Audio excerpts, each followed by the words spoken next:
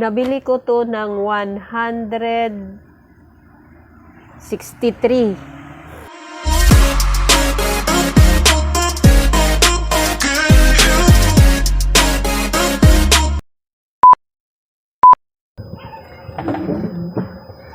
Hi mga kasari! Welcome back to my channel. Our video for today is may dumating akong parcel galing TikTok. Sabi ko naman sa inyo, may TikTok shop ako. Nag-a-affiliate din ako.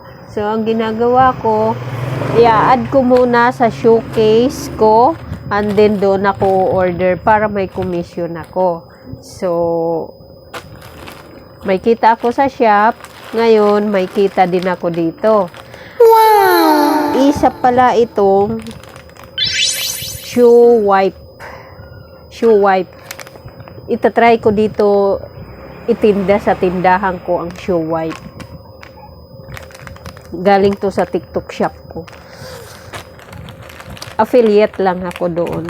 So, nabili ko to ng 163. 163 pesos, 10 pieces. 10 piraso ang 163. 3, 4, 5,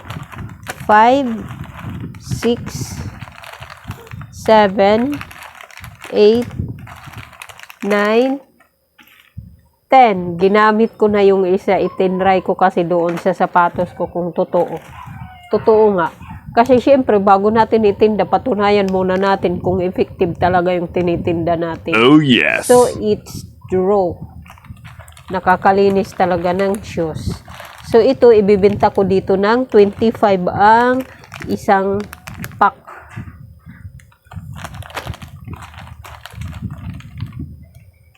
Kaya, ganito ako dito sa tindahan. Subok lang ng subok, guys.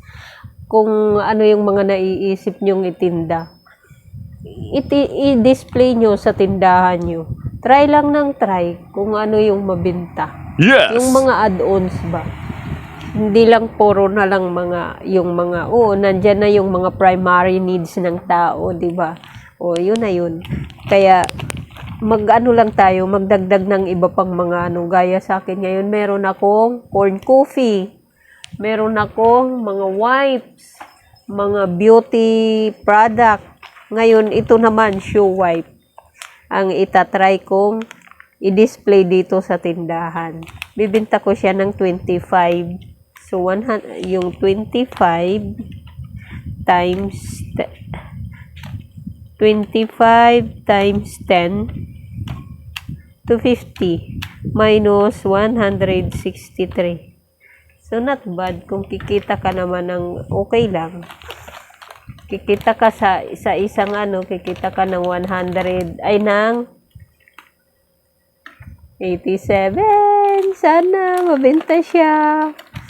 Para maka-order ulit ako pag naubos to. Yeah! Try lang tayo ng try. Dagdag kita din to, di ba? Sana mag-succeed yung 25 each para may 87 pesos akong tubo.